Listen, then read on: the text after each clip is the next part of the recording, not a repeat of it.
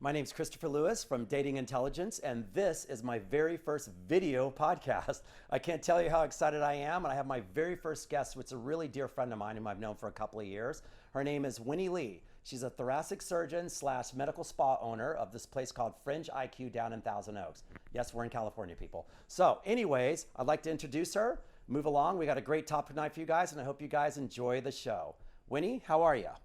Hi, Chris. Hi. Thank you for having me. Very, very welcome. And I get to be on the maiden voyage of this video podcast. You're right about that. This is the maiden voyage of our first video podcast that we're releasing, so it's going to be kind of fun navigating through this, but I'm very happy to have you on the show for the first one. I love the topic. Great. All right. So with that being said, tonight's topic that we are going to discuss, it's going to be something that's true to both of us, and I'm sure hopefully you guys out there as well. The topic tonight is called GroundDog's Day. So this is dealing with, you ready for this?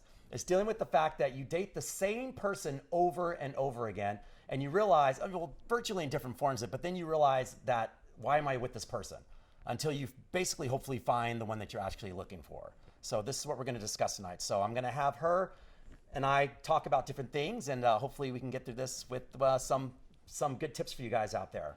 All right, so we're going to start this by first off by saying that I personally have, mainly at a younger age, have had this thing where I've dated similar types of persons, which are mainly blondes, which has probably been a thing of mine for a while, and I've dated probably a few of those my whole life until I found my right person. So I don't know where you stand on that and what your qualities and situations have been, but that's probably one of the things that I've actually have had things and problems with in my whole life until I found my right one, which happens to have been a brunette. I should have led with that in the first place, people. So. I think that this is a super relatable topic, first of all. I think that once you reach a certain age or you've dated enough people, at least seriously. How serious are we talking? I mean, this can be from like a day? just, yeah, it can be from, I mean, probably not quite. Settle down. Okay, I'm just saying 24 hours is sometimes just as good. I do think that if you date someone, say, for any period of time, like 3 months or more, I think that a lot of us find ourselves in a pattern. Or worse, you don't identify the pattern. Right. And I think that this is a super relatable thing for me personally. Okay. And also, I think for a lot of both men and women.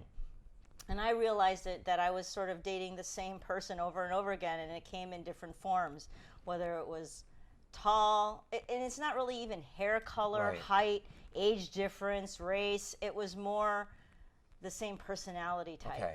But you're saying, though, that there's a bunch of characteristics that stay the same. Like you had mentioned tall, for instance. I mean, well, we all have a physical type, right. and that sometimes has a lot to do with it. But I also know that there's inner qualities that sometimes we're looking for that's missing from you, I'm sure, that you want the flip side of it. Yeah, I mean, look, we're always looking for our best match, right? Correct. And sometimes we're just not good at identifying it. And it actually turns out that there is a lot of science behind this, right? Whether it's we're mirroring, like we're looking for people who are much like ourselves, okay. and that's why we have this almost a draw. Like, it's not even attraction like physical, it is a draw. It's a magnetism to these people who are oftentimes something from our past, whether it is it's muscle memory, right. you know, like our brain is wired to identify patterns. That's what makes us feel comfortable, and it's actually quite teleologic, meaning like it's survival.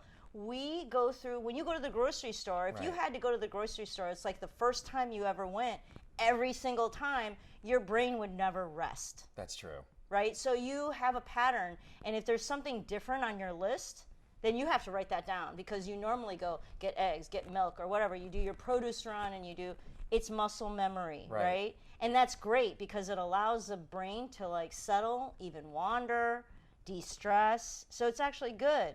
These Is patterns. it also good to go in when you're hungry? Yeah, right. That's pretty bad.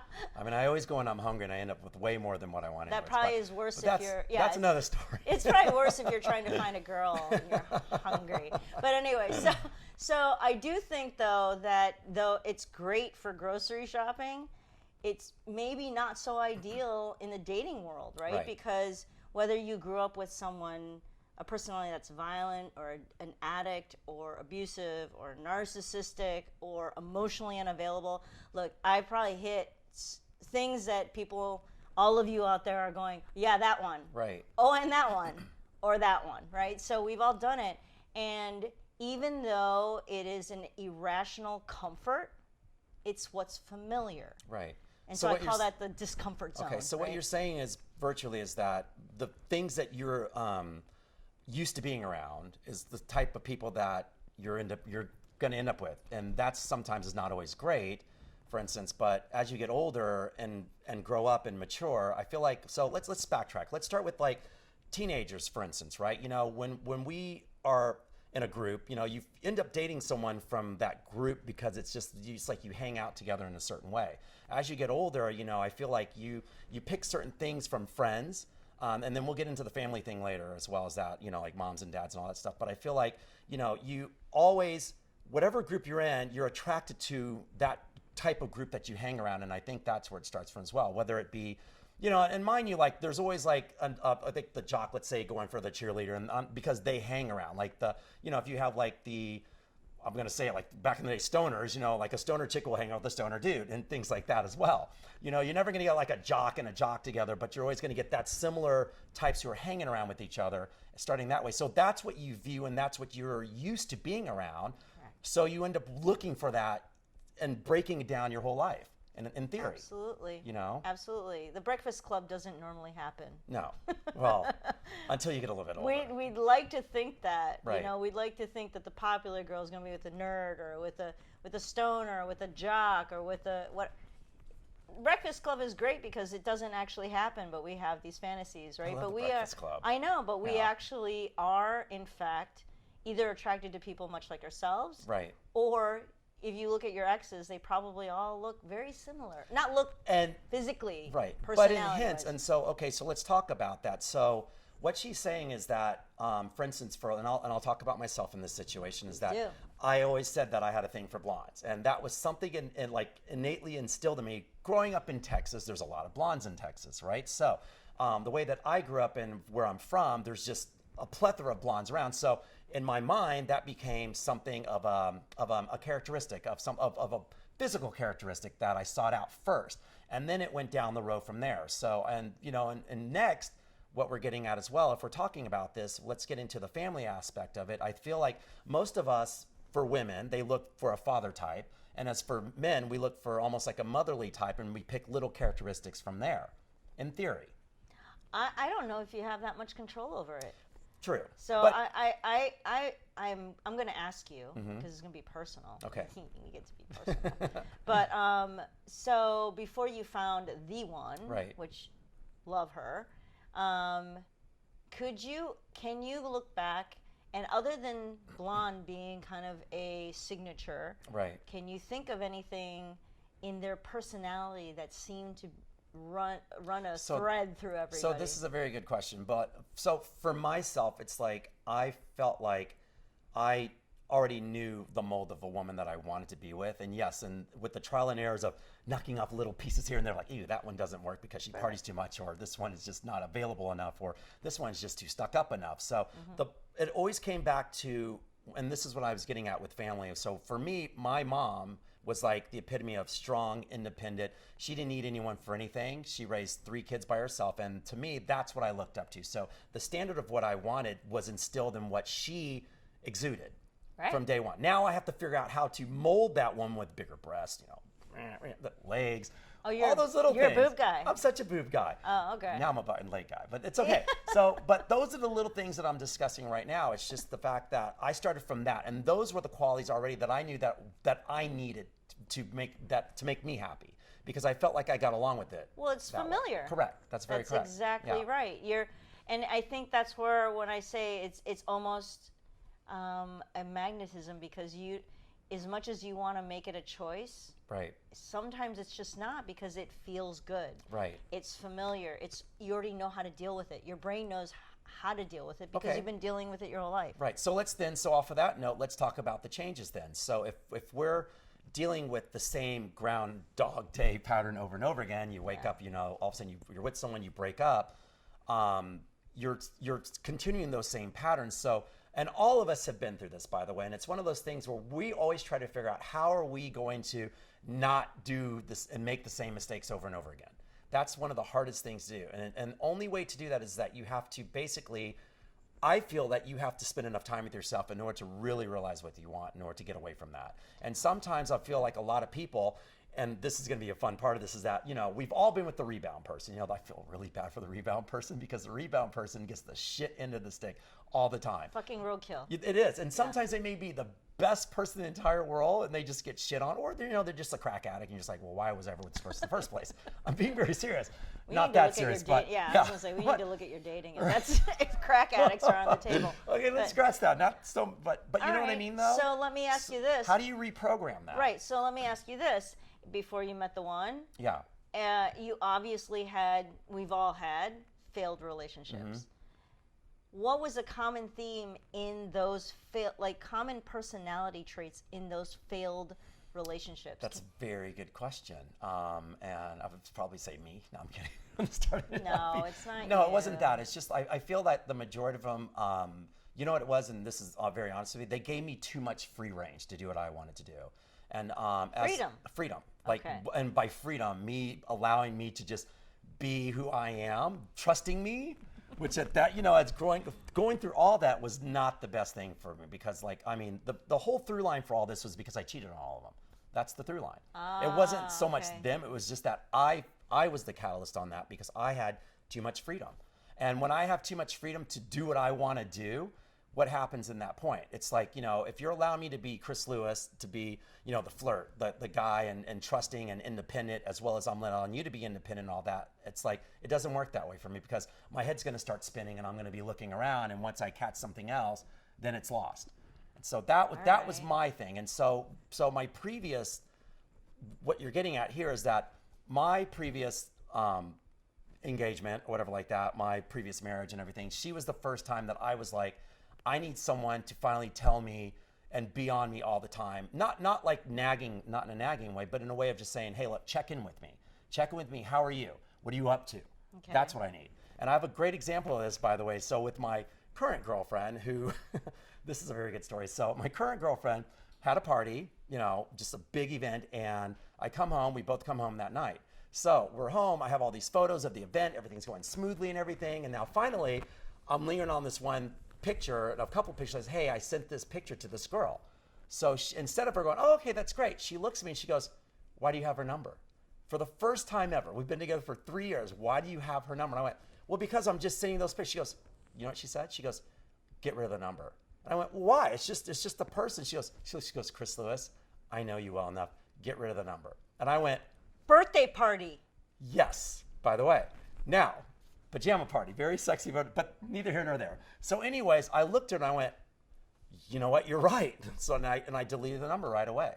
Okay. So for the first time, she knew out of this whole time being together for 3 years that's going to be a problem. And she sensed that. And that's why this woman is perfect for me right now. She's amazing. Okay. And that's the stuff that I need. Can I flip the script? Go ahead, flip it. Because I'm gonna interview you a little bit. Ooh, go ahead. So, though I think that is really interesting that someone identified, because obviously you've been around women this whole time, 3 years. Why this one?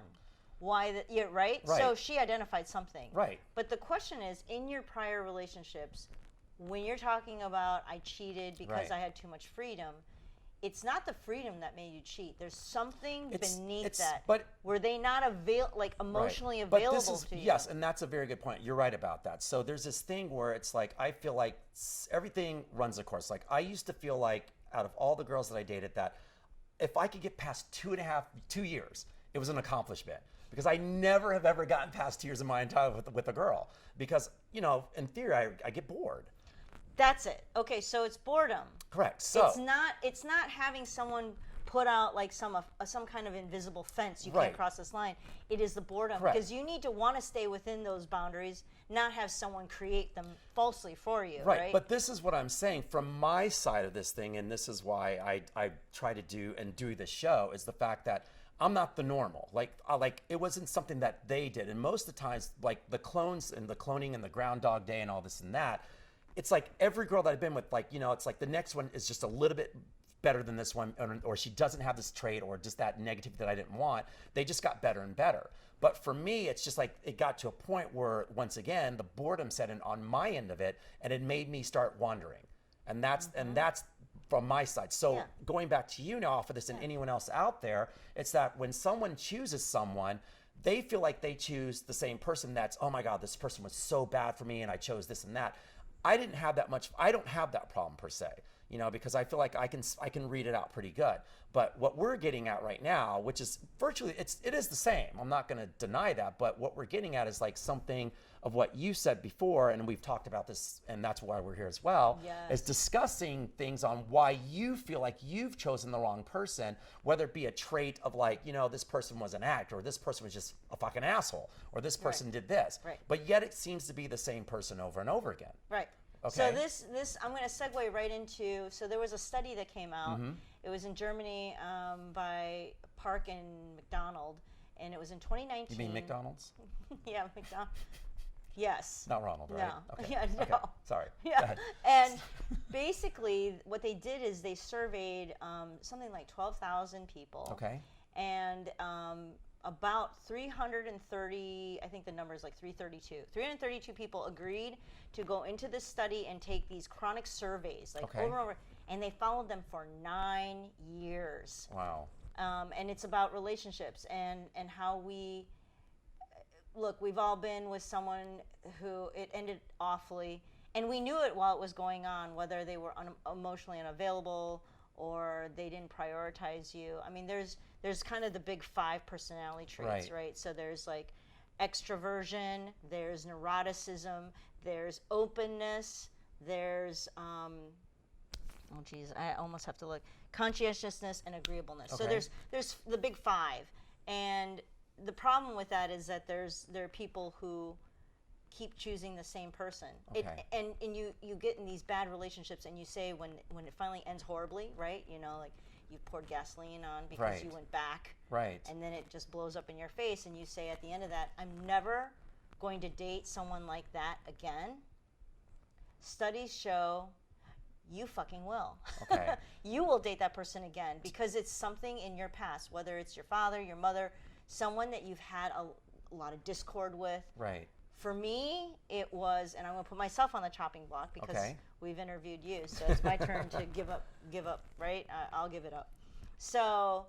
Not so easy, though. No, it's not. I'm not that easy, okay? No, no, this is your show, so of course you got to give it up. I mean, you got to wear it on your sleeve, buddy. But for me, it was guys who didn't necessarily make me a priority. Okay. And, I didn't follow cardinal rules. Like, I wanted to say, like, words are cheap, right? So follow actions and patterns, not apologies. Okay. And not words. Like, because they know these guys or women know exactly what they need to say to gain favor. And I get that. Okay, so let's backtrack, though. So this is why I like this stuff. So you're saying that they didn't make you a priority. Okay, so if I may ask, let's look a little bit more into that on the fact that you're a doctor. You're busy as hell. So when you allow someone that much, and by the way, you're once again a super strong woman. This is why we're friends. Because I love my super strong women friends and all that and that. You don't need anything. You don't need anything from anyone.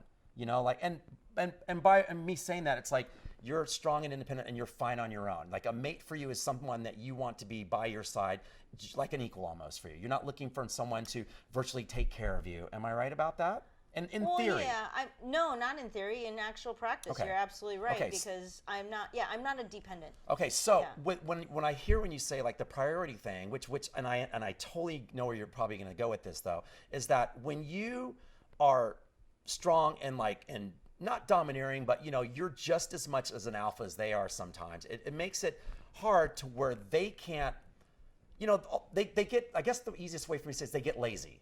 They get lazy. And so when these guys get lazy and not make you a priority, it's because they feel like, oh, well, I guess I'll just... fine. Exactly. I'll do what I'm going to do. It's like saying the same reason why I hate Valentine's Day. It's like, I don't need a day to tell me that I love the person that I'm with. I should be doing that all the time. You know, it's the Right. same reason why when a lot of married people, and I'm looking at the camera right now, why a lot of married people go, well, you're dating and tell us it's not for me. I'm like, no, it's like you should be dating whoever you're with all the time. Yeah. You should be making efforts all the time. So when you stronghold, and I'm not saying it's a bad one, when you feel like your presence is stronger than theirs, it's almost like they allow themselves, there's roles that are created at that point. So a priority at this point now, if you really think about it, and tell me if I'm wrong about this, but sometimes it's like they can't make your priority because they feel like, oh, she's got it. Winnie's got this. When they should be stepping up. You're probably right. So Okay. basically, I'm complicit in all of this because I also don't know how to ask. Okay, and this is why I'm talking about the complicit. flip side. How do Yeah. we change the script for the next person? That's what Well, I'm getting and at. it's not even changing the script for the person. It's choosing the right person to begin with. Of course. Yeah. So, you know, I found myself in situations where if I'm talking to someone on the phone, talking to my boyfriend on the phone, Okay. be like, "Oh, they're calling. I got to go." And they take that phone call. Okay. And it was always someone else. I got to take that phone call. I got to take that phone call. But yet when I would call in, I would get that auto text that says, "Sorry, I can't talk right now." Okay. You mean when you call them? Yeah. Interesting. And okay. so that's when that was a light bulb moment, Okay, right? The got it. Edison moment where you're like, why am I always the person who's not being answered? Either I'm losing the call waiting battle, Right. or that's the same thing, right? I'm Right. always losing the call waiting battle. And that's just like a very small example, obviously a metaphor for everything else. Okay. They always prioritize something else over me because guess what? I'll be fine. Right. You'll be fine. Winnie will be Right. fine. Winnie's always fine. And this is, but what you just said right there, this is something that you know for a fact that they know that, oh, you'll be fine. In a sense. So now I'm a little bit more vocal about, this doesn't work for me. Whoops, sorry, that was my mic.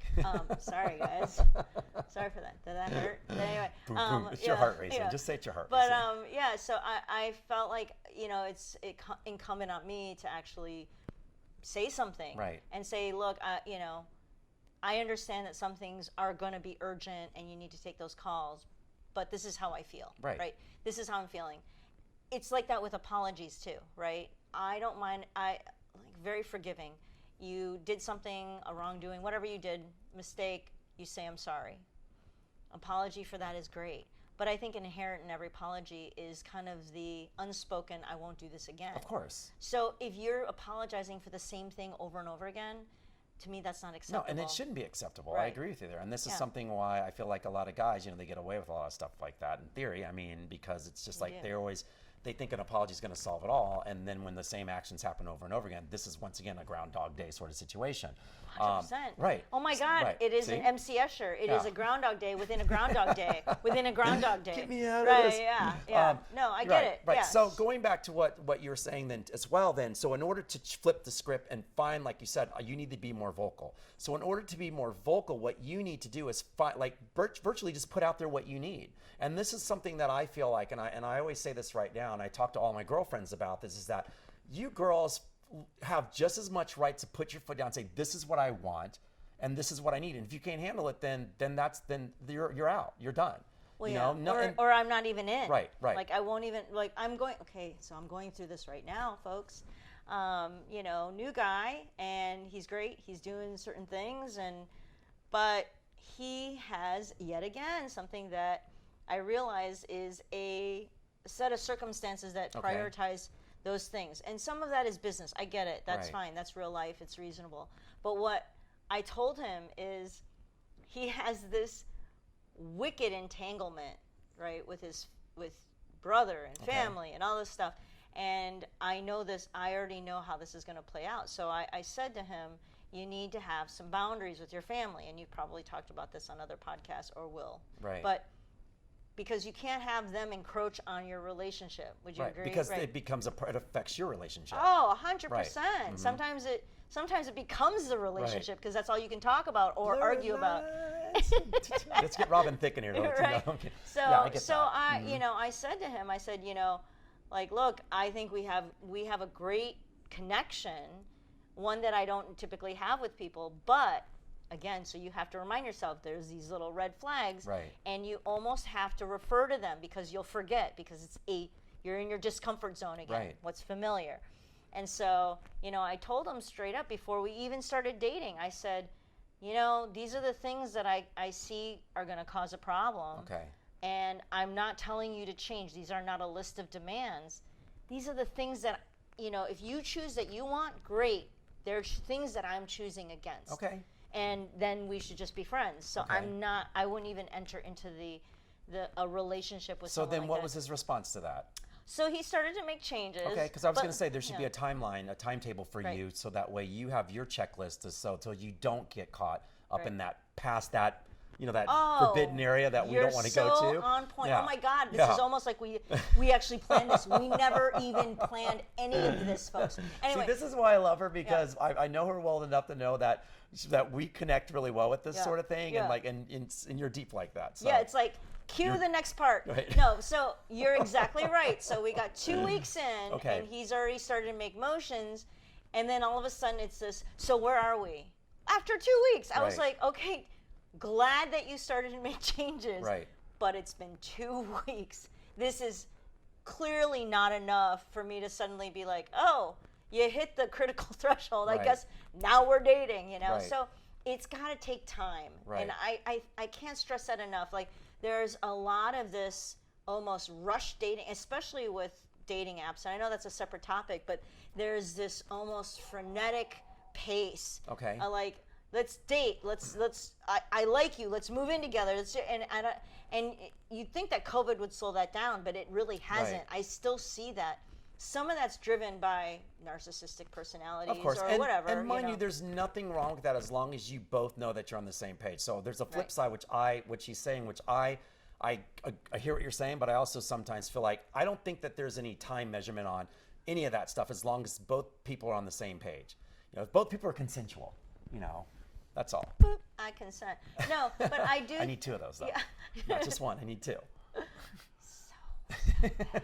Anyway, so I guess what I mean by yes, it can be dual pronged, like both people. But I have a really good friend who came off of a terrible relationship that could be its own podcast, to be Right. honest with you. But she probably didn't take enough time off from that relationship, very abusive, and Right. launched into the next one. And that was the same personality. It was a Okay. narcissist, a pathologic narcissist, straight into the mouth of another pathologic narcissist that had almost an opposite, like the other side of the coin. And he wanted to get married Okay. after 1 month. Right. But you see, That's too. And so she went and bought a dress. And, Okay. Wow. yeah, Okay, I well, said, okay. yeah, you need to slow her down. Pump, Like, you- pump yeah. the brakes, because you know what? There's nothing wrong with just dating. Right, but she Date. can't understand that because that's a different, and this is one of the things too, guys. It's just that everyone is who they are. It's Yeah. like this friend that she's talking about. I already know that even if she broke up with that guy, there's going to be another one because she cannot be alone. It's just her personality. She will not take the time to be alone because if she finds another guy like that, it's going to just continue her wave of what she's used to being in, like we just discussed. It's like everyone's comfortable. It's comfortable. It's discomfort and she's zone, not, yeah. and her discomfort is being by herself. That's the discomfort. Well, no, what I mean by like her comfort zone Yeah. is actually very uncomfortable. Right. So her comfort zone, I call it a discomfort zone.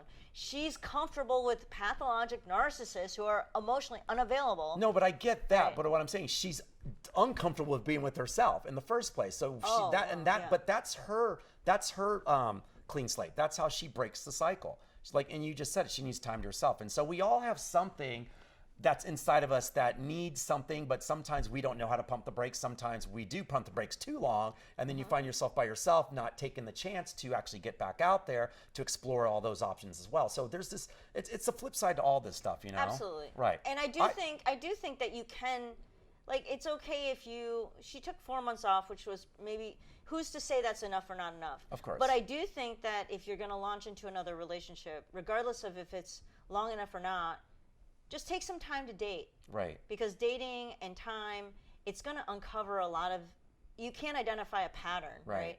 I used to say some really mean things to guys. Like, No, I used to say, no way. I said to, like, I would be in a relationship for like a hot month. I'm talking to the camera because there's someone Okay. who will find this funny. A hot month, and this guy would be like, let's talk about the relationship. In a month. Okay. Like, it's only been a month, and I I said to him, and I won't say this again because it sounded so rude when I said it. I said, you know, there was no U.S. history in 1777. And I don't know if he got it or not. I know that was super I don't rude. even get it, Yeah. but I'm laughing anyways because it's I funny mean, as you shit. have to have enough time.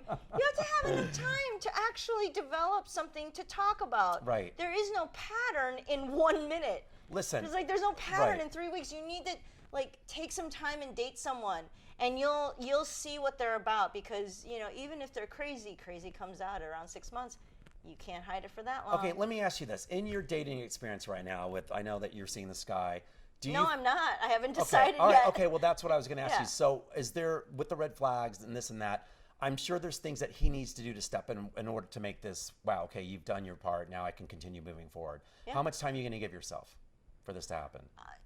Well, I mean, I'm not dating him, so Okay. he can take as long as Okay. he wants. You know, I told him, look, you know, this is something you should be doing for yourself, Right. disentangling yourself, because he's miserable, because he's basically so mired in all the. I mean, it's a K-drama. Right, Sorry, Linda. right.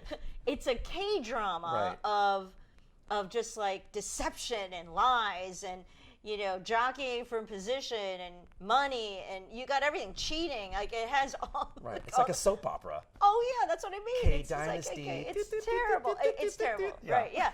And so I told him this is stuff that he should want to do on his own. And if he doesn't, that's fine. I am not in the relationship Right. so that I have to even wait for anything. Right. If this unfolds, we talk as friends. Sometimes he talks to me like he wants a little bit more, and I remind him. I said, you know, I'm glad that you're doing all the things for you. I make it clear it's not a list of my demands. It should be something he does for himself.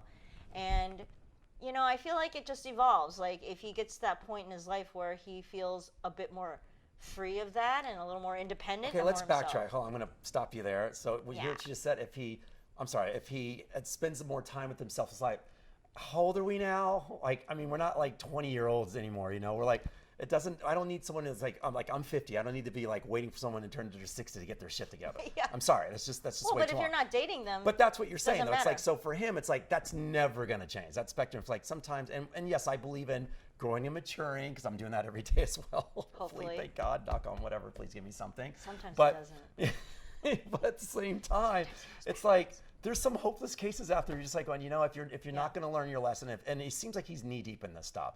And Right. this is why I say in these moments, you only date strippers and porn stars. Okay. What Not great really. advice!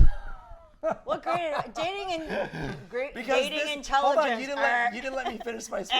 You let me finish. Because this way, if you do that, you absolutely know what you don't want, and you finally get your shit together and find exactly what you need. Unless, of course, they're blonde and, Right, and they are true. independent. I'm done with blondes. I'm done with blondes. Only brunettes now. I found the perfect one I'm very happy with. Which, by the way, I have to throw this last tidbit in. So the brunette that I'm with, just to backtrack with all this whole story about how when I made the joke of saying that I only dated blondes, and I was like, you know, I'm only gonna date brunettes from now on.